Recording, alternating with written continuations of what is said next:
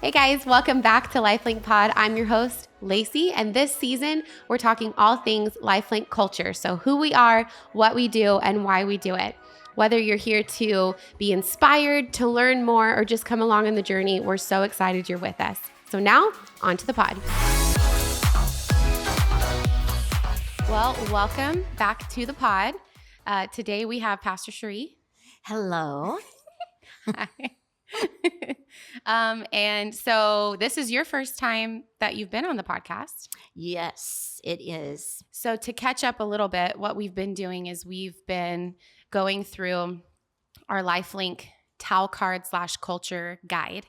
And we've talked about what the towel card is and why we have it. And so we've just been each week chipping away at a different value. Mm-hmm. And so today we're talking about a few that I think you are really passionate about. So this is going to be super fun. I am passionate about everything. You're passionate about a lot of things.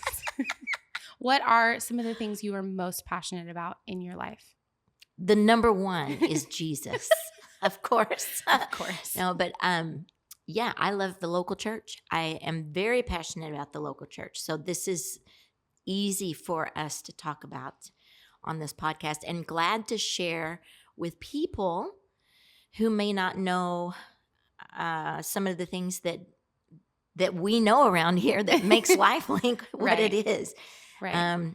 And so it's exciting.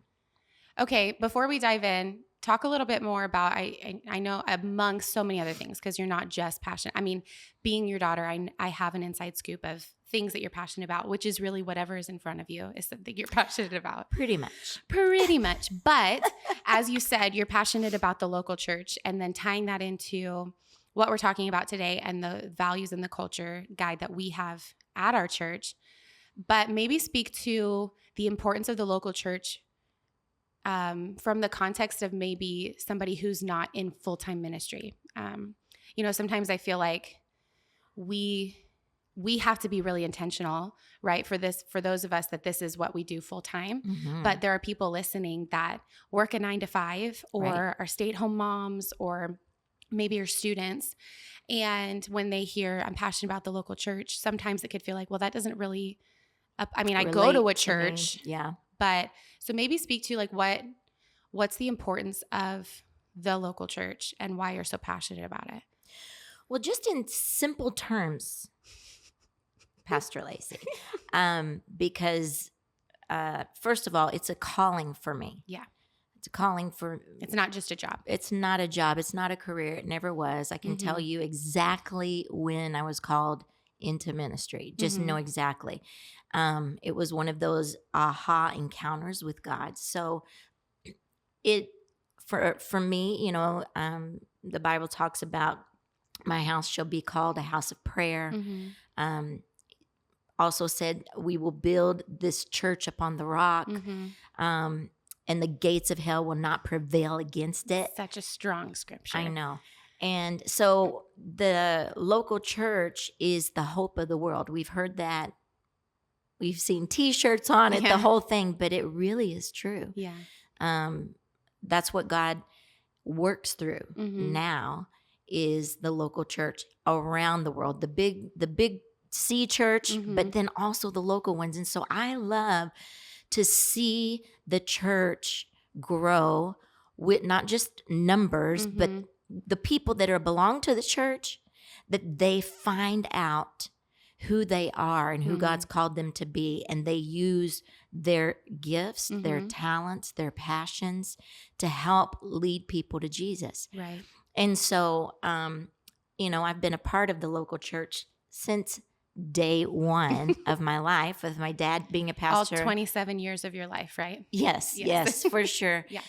Grandfather was a pastor, so know how to do church, but that's a big difference, as you know, than being it. So really having a passion really for building the kingdom of God. That's making so it strong.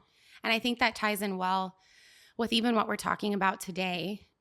And even speaking to what you're saying, like, I feel like it's human nature to gather, right? Like we want to be around people that are like-minded, that are fun to be around. And so naturally, it's in our design to relate together. That's how God made us, is to be in relationship with him and then with people. We are better We are together. better. Oh, the t-shirts and the mugs and stickers. But it's true. And so I think exactly what you're saying, the local church is so important because it's the gathering place. Yeah. Where, I mean, because we each individually are to have relationships with God on our own. Right. But you can't gather by yourself. Right. Right. And really, I've been in the book of Acts right now. Okay. And it's been pretty profound. A new aha has come to me just reading in that, because how the church became the church, and how the church really grew was about gathering. They moved from house to house. They were in the temple together. They ate bread together. They helped each other with when there were needs, people were in need or whatever it may be. And so it was community. Yeah. And I think a lot of times in our culture, especially here in the West, we have isolated ourselves for so long. And really having community is hard for some of us, right? It is. And so I think even too in the days of social media, I follow lots of different vloggers or influencers or whatever, and they all talk about the community that they've built. But to me, it always, and I don't want to speak against somebody else's experience, right. But listening to this vlogger that's very one-sided, speaking to a camera saying, you guys are my community, you guys are my people, but they've never actually physically met. Right. And then those people feel like this is my community, but we're all siloed behind our own devices. Right. Versus how we've been designed is to commune and relate together. There's even the scripture that says, don't forsake the gathering of believers. The assembling of yourselves together. Exactly. But it can be really challenging, especially if you're out of practice or maybe you have social insecurity, social anxiety. Sure. Maybe before we dive in, because you're one of the most extroverted people that I know. You're kidding. And you're one of those people that can just walk into a room and talk to anybody about anything and make friends with anybody. And you also have a really unique gift of making whoever you're talking to feel like they're the only person in the room. So maybe before we dive into... That was a nice compliment. Well, you're welcome. It's true, though. I feel like I've learned a lot. That those things don't come naturally to me. It's a learned behavior. And so anytime I see somebody that can just conversate so easily with anybody, it's like my jaw's on the floor. And I try to take notes of like, how do you do that? Because for me, I'm like, what needs to be done? Let's get it done. Which is good. It's good. It takes all of us. That's why we need to gather together. But maybe speak to some of us that are listening that are like, okay, maybe, wow, this is new information of how important the local church is. And maybe somebody has a little bit of social anxiety or hesitant to come. Maybe they've been listening online, right, or anything like that. Maybe a few tips of how to people better. Or what do you do when you walk into a room and maybe don't know somebody or a lot of people? Right. How do you engage and function in that environment?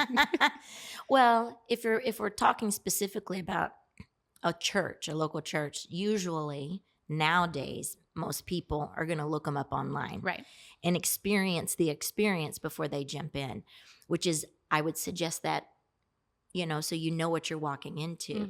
But coming into a place, I'm always on the other side where we have our dream team and we coach them well on make sure that people have smiles and high fives and, that no one is left alone. Yeah. So, but if you walk into a place that does not happen like that, right, then really just being secure in who you are, knowing that God led you there that day, and it's okay. You don't have to try to go and talk to everybody in the room. Just be you, and how whatever's happening in the moment, just just follow whatever they're leading. If it's worship, if it's sitting and you're waiting for the service to start, go back online, look them up, and what's the vision of the house and that kind of thing. But as far as wanting to engage, this is where, and it's so funny because this Sunday I'm going to be talking about small groups within the church. And I have people come to us a lot and say, oh, I can't go to those big mega churches. I just can't go to the big and mega churches. And I'm like, why not? There is nothing wrong with them. Right. The only thing is that they've grown large, but they've also have small groups that you grow small and large at the same time. You need the small, you need the gathering, you need a community within the big. Yeah. And so usually I would ask people, well, were you ever involved within the small groups? Oh no, that's not me, or oh no, this and that. And that's where people miss out on it. They're missing out on the community. And so that's what I'm teaching on all of this on Sunday. And so it's very fresh for me because small groups are important within, no matter how big or small a church is. So true. It's connected, whether there's 2 people or 3 people. There's, in small groups, there is friendship. You help one another. You grow together. You have accountability with one another. And that's how you grow. If you're not growing, you're either stagnant or dying. And so I know that most everybody say, yes, I want to grow. If you're asked the question, do you want to grow? Do you want to be the same this time next year? Right. Everybody's like, no, but something has to change. That's so true. And so a lot of times in church, people that just come in and out, they get the information, the sermon or the experience of it, but without implementing not just what they learned, but even what the church is even asking or offering, small groups, things to do. Without implementing that in your life, you're just getting entertained every weekend. Wow. But if you implement the information, the programs, if you really put that in, that equals growth. And so, that was just that's so good. Yeah. And again, we haven't even touched what we're talking about today, but I just want to ask one more thing. So in a small group setting, since this is such a hot topic for you right now, in a small group setting, or maybe lobby at church on Sunday, or maybe even a work function, somebody's going to a work dinner or company party. I'm talking practical stuff. Okay. How do you get beyond just the normal, hey, how are you? Surface conversation. How was your week? Yeah, because it's the worst. I hate small talk. And that's where I get stuck. Okay, so like I'm having a book club at my house in a week with neighborhood ladies. Oh my goodness. And I signed up for this. I started this thing and now I'm like, what did I get myself into? I'm so proud of you. Well, thank you so much. We need to go and do the Great Commission and, go reach in people. The world, not exactly. But like, how do you get past how was your day? Yes. How do you what are the practicals of conversation? Well, I'll tell you 2 things that I tell people because I've done it myself, because I started this in my 20s. People think I'm very extroverted, which I am, but I had to learn things. I had to teach myself things. And I was in leadership at a church in North Dallas with a lot of people that were business owners, CEOs. And here I'm from a small town in Texas, south of Dallas, and just say the name of the town. Waxahachie. Waxahachie. Do you want me to spell it for you? Yes, go for it. Waxahachie. Wow. Yes, Waxahachie hometown, which is, I love it. I love my roots, but I was very intimidated in thinking, okay, I am going to be in leadership here. We were leading worship at a large mega church, and Lord, oh my goodness, what do I say to people? Because I don't know what to say. Right. I don't know business. I don't know, different things, at that time. And so I actually, this is before the social media. This is before the Instagram. The Instagram. So I ordered a tape series. Not from Amazon, because that wasn't a thing. Not from Amazon. I can't even remember how I found it, but it was cassette tapes, baby. Wow. And so, but it was a program that helped me more than anything. And it was how to talk to anyone about anything.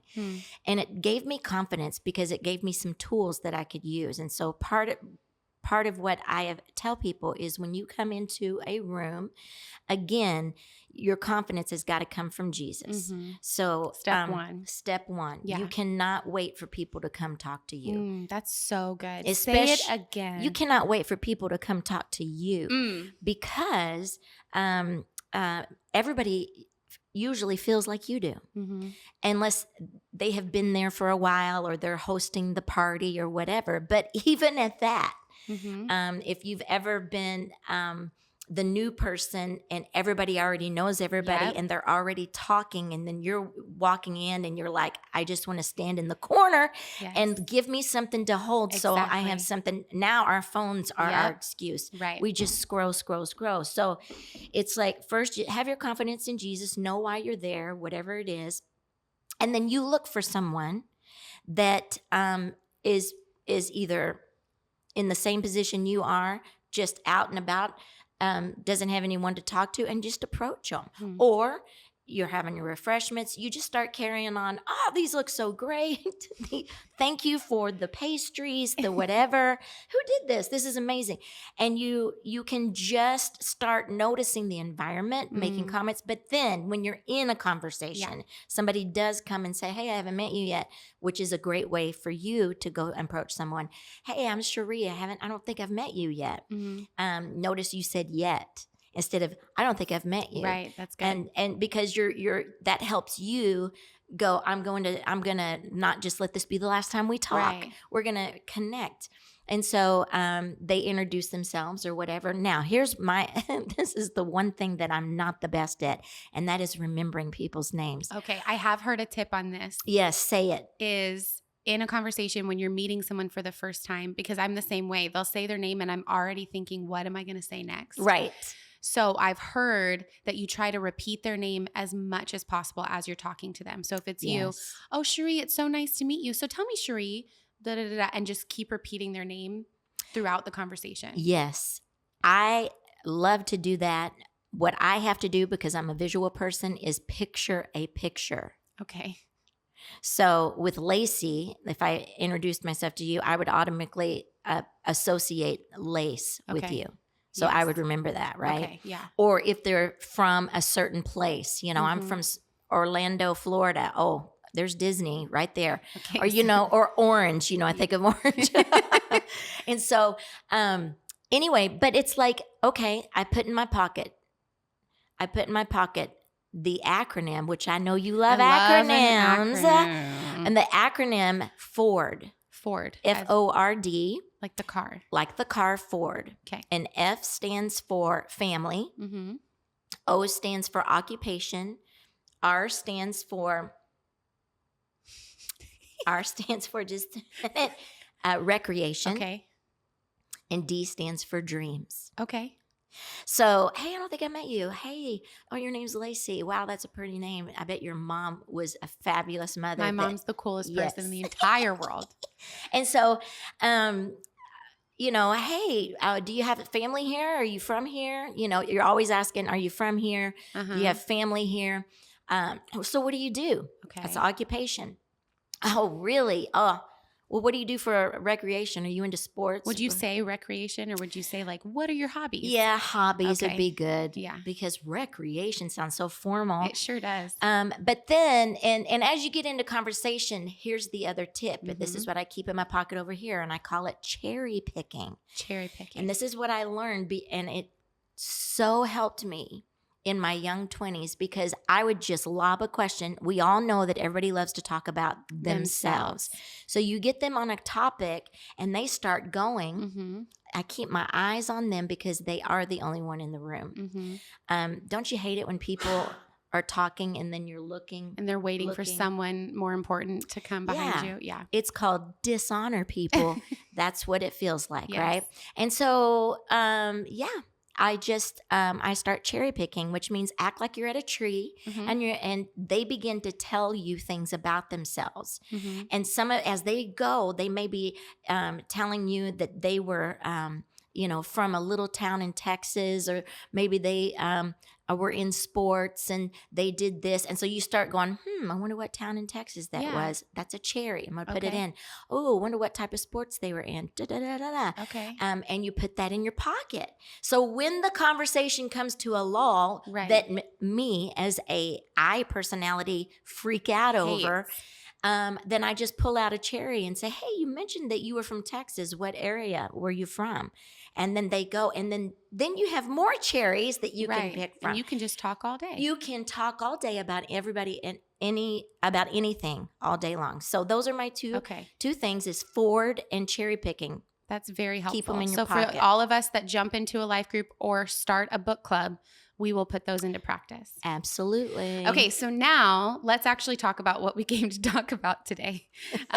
So the culture values that we're talking about today are today matters, and then we rebranded that to excellence is our spirit, but yet there's still nuances to both of them. And so the scripture that this comes from is Colossians 3:23 that says, whatever you do, work at it with all your heart as working for the Lord, not for human masters. And I think it actually ties really well with even what we've been talking about between local church and talking to people and seeing people, is that everything we're doing it as unto the Lord. And I love the Message paraphrase of this as well. It says, servants, do what you're told by your earthly masters, and don't just do the minimum that will get you by. Do your best. Work from the heart for your real master, for God, confident that you'll get paid in full when you come into your inheritance. Keep in mind always that the ultimate master you're serving is Christ. The sullen servant who does shoddy work will be held responsible. Shoddy. Got to be careful with that. Being a follower of Jesus doesn't cover up bad work, which that last one is just so good. So can you talk to us about this culture value that we have? What is today matters? What does that mean? Well, this happened at the beginning of our church, just different values that your dad and I even had personally before we even started LifeLink. These were a part of our lives. And I remember there's an example that I will give you that kind of shares with what got us into this type of thing. I mean, you can go either way on this. Today matters is a broad topic, but I remember Pastor Dave and I sitting, and we were worship leaders at that time, and we were with one of our youth pastors that we worked for. And we were just at a fast food restaurant. We had a meeting, and we just got up and had our food was left over, the wrappers or whatever it was. And so they just all got up and left. And just left everything on the table? Left everything there and started walking away. And I looked around and I thought, what are they doing? Well, I'll just get it.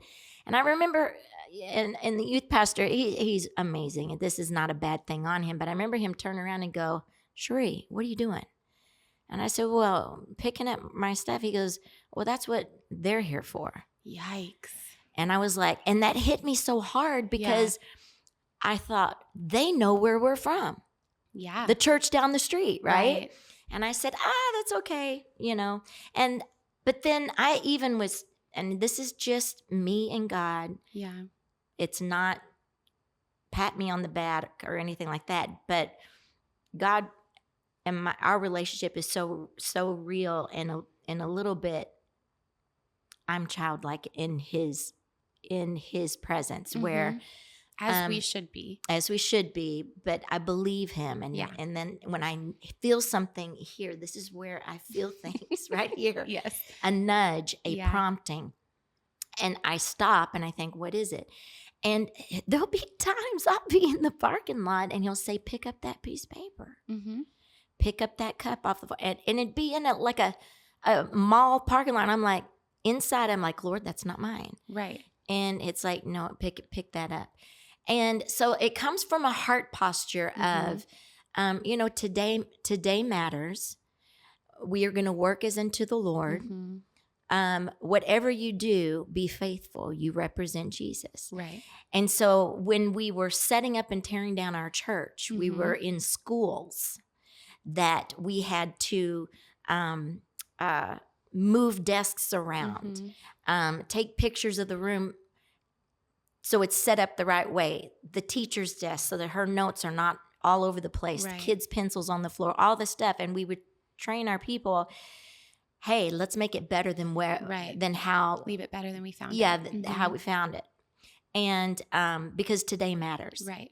And then, of course, we would say today matters because you don't know who's walking in this building. Exactly.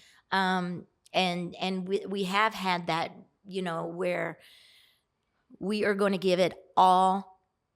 Put it all out. All out there. Yeah. We are going to, if there's 15 people in the audience, you lead them as if there's 500. Right. Because today matters, because those 15, God chose to bring in. And so today matters. So whatever you're doing, it matters because the person matters. So today we do things with excellence, not perfection. Right. And there's a difference in that. Maybe speak to that a little bit. Because for someone like me, I am a perfectionist. And so nothing's ever good enough. So sometimes I'm like, it's never going to be enough. So am I going to just kill myself to make it excellent and perfect? But there's a difference between perfect, which we can never get to, and excellence of doing our best. Well, I understand that because when I am under stress, I'm the 1 on the Enneagram, and so I'm like paint done, Yeah. And so I understand that part. But how I look at the local church is like it's God's house. And then when I'm in the building by myself, and I can get choked up real quick, and if nobody's in this building, I know that God is here. Right. And I want him to be proud of me. And so there's been times where, things are out of order or the envelopes are not straight in the backs of the seats or whatever. And I will go and just, I just want to straighten those up for you, God. I just want it to be the best because your people are coming and they don't know you. Yeah. And I don't want anything to distract them. Right. And so it may, some people don't care about the things in the back of the seats, but they may care what the restrooms are looking like. Yeah. What they are smelling like, what the kids' areas are feeling before they put their baby in. And so it's like I have a gift of hospitality. So it's like everybody's coming to the house. Let's make it alive. Let's make it happy. Let's make them, when they come in, that they are very special. So we have our dream team hold up signs that say, you look amazing today, or welcome, come sit with me. Right. And I know a lot of people do that now, but we train our people to be genuine with it. To where it's not just a trend, right? Because all churches are doing it. You can tell when it's not genuine. For example, there is a coffee chain in the area. It's called Dutch Bros. Yes, and they train their employees to be very hospitable, and but yet it's a bit much. And sometimes I wonder how real it is. So the last time I went to Dutch was like, I think this guy's going to crawl into my car with me. So he's like, hey, how's your day? Oh my God, I love your hair. Oh my God, your glasses. And it's too much. It's too much. But what I love about this culture card, this culture value for our church specifically is twofold. One, how applicable it is not just on a Sunday, but then also just Monday to Saturday in our normal everyday life. But then also that it really is about that heart posture, is whatever I'm doing it for the Lord. And it's so different than culture right now. I think of the stay-at-home mom that is, or even myself when I leave here, I'm going to pick up my daughter from school and we're going to go do homework. And it's not cute. at all. But I have this mindset of, hey, this matters. This 30 minutes that I have with my daughter doing homework and how I do this with her, it matters. And nobody is seeing it, Right. but it's making an impact on her. Yes. And it's that cumulative effort over time that's going to make the biggest impact. Exactly. And I think about our society now and that everything is post-worthy. Yeah. Why do it unless take a Unless picture? you're getting, Take a picture or it doesn't count. So Right. going to the gym, if Let you don't me say post, that. say it. Let me say this, and this is what and even Pastor Dave has a great eye on this, but when you're in seasons of obscurity, which is the nobody sees, you're doing things behind the scenes, which I don't think exists anymore because of how easily it is to post and get exposure. Well, that is true. I feel like times up to this point, because I have heard this and I agree with everything that you're saying, because when y'all first started in ministry, there was no social media. And so hearing the stories of dad, setting up sound systems and it's 3 a.m. and he's driving back home and nobody saw it. Nobody saw it. Nobody cared. But if social media had existed, would he be posting? Not dad, because he doesn't care. Like down here at 3 a.m. Right. # love the local church. Yeah. You're absolutely right. So absolutely right. Keep going. And that is something that I think could be missing because we are so used to everything being about us. Wow. And that's what ministry is not. Right. And even Christians, Dad and I just did the Vision Sunday a couple of weeks ago, and we got to the part where, Jesus says, go into all the world, preach and teach, baptizing people in the name of the Father, Son, and Holy Spirit. And so we were working on the message, and we were at home, and I looked at him and I said, I feel something in my spirit, and it's going to sound so bad. And he's like, what? And I said, ugh. I said, people don't care about that. Wow. Now, that's a big, broad brush for me to say. Yeah. Because really people do, but they either don't feel worthy enough to go and do what the Great Commission is, or they don't know how. Right. Or they don't think about it. Or there's a lot of, okay, what's in it for me? What's in it for me? And a lot of people go to church and want the blessing. They want the sermon. Say it right. Oh, yeah, I got chills in the worship today. Yeah, I can post that on my stories. I'm going to host it up. And I said, I'm going to post it up and show the crowd while I'm raising my hand so that everybody knows. Showing off my cute manicure and my outfit. Well, how large our church is and that we're big, bad, and we're going to, it's, and only God knows the intents of the heart. Right. And so I say sometimes get in a church building by yourself. Yeah. Turn off those lights. Or even at home. Put your phone away. Put the kids to bed. Get up early or whatever. Put on worship and just get in that time with God. Get alone with Him. And so when you say the word obscurity, you're right. It's a lot of social media. People can't handle being alone. But I tell you, those were the best times of our lives. The more that we grew with God was when we were away. We were away down in the little town of Cape Coral, when we were away in the church building at 2 a.m, whatever. That was the best time that God moved over us and caused us to mature. Right. He drew us closer.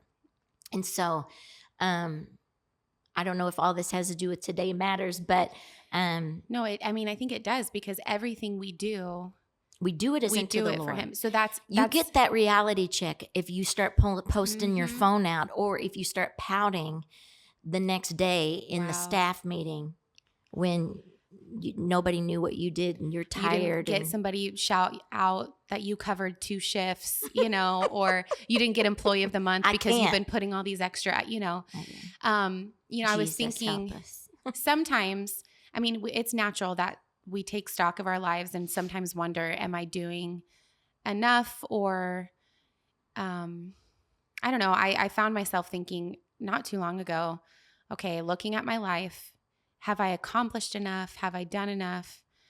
Am I where I want to be?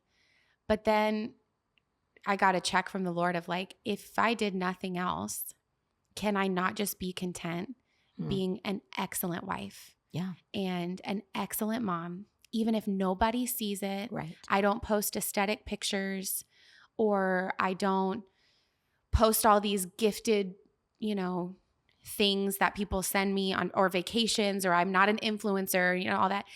Is it, or I'm not speaking random places, or is it not just enough to have this life that I've completely submitted to God and allow Him to fulfill me in that, and not look out to other people of, am I doing enough? But God, everything I do is unto you. So whether it's leading worship on a Sunday, or getting an opportunity to speak, or whether it's sitting in the car line, picking up my kids and letting somebody go in front of me, or picking up the trash, or putting the grocery cart away, that everything we do is unto the Lord. Yeah.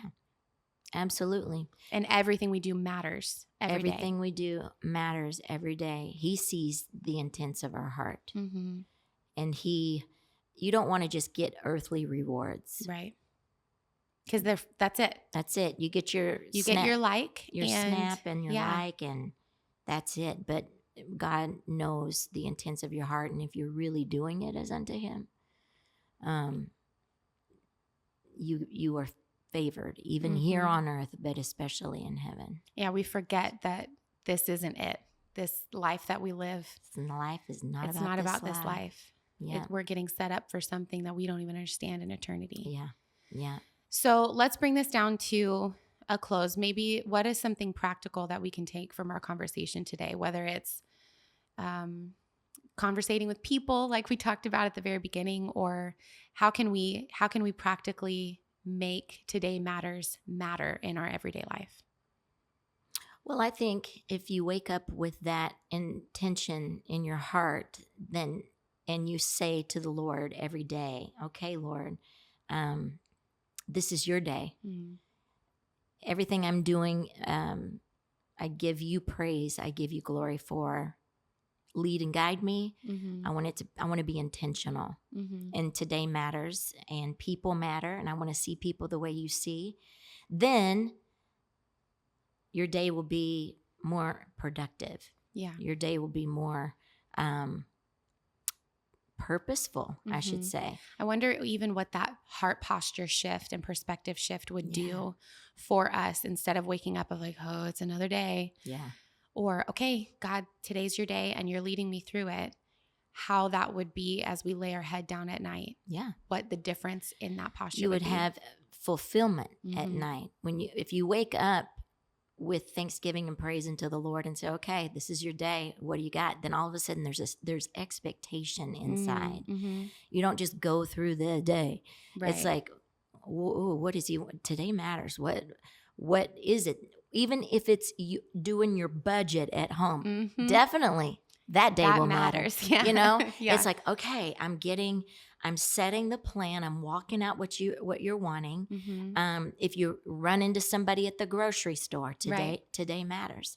That could be one encouraging word that person would hear the whole day. Right. And it's those little things. And then really keeping our hearts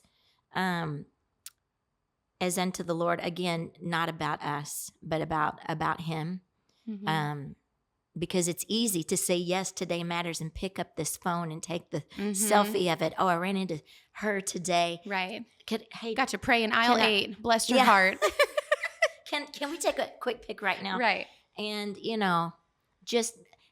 but God knows the intents of the heart. Mm-hmm. If that's genuine and that's fun, it's good to have fun and to do those type of things. So you don't want to be so whatever, but just embrace the day, because we know recently some people have gone to be with Jesus, and I'm sure that in some ways on their way out, they're like, I wish I had one more day. Wish I had one more day with family. I wish I had one more day to be with, my church or whatever it may be. And definitely on this side, everyone's like, oh, I wished I would have done more. Yeah. And so when you keep that in your heart, that perspective, then God opens the doors and gives you opportunity to really make that happen. That's so good. All right. So the challenge is embrace the day, because today matters. I think it'd be cool too if anybody wants to take the challenge, anybody listening, maybe take this next week before our next podcast comes out and be intentional every day to wake up and say, okay, God, today's yours. Maybe keep a journal on your notes app of every day as you go to bed, the difference in your day. Maybe we'd love to hear. You can post a comment or review of how that went for you. We would love that. But I think that wraps up this episode of the LifeLink Pod. Thanks so much for being with us today. I loved being here with you. All right, guys. We will see you next week.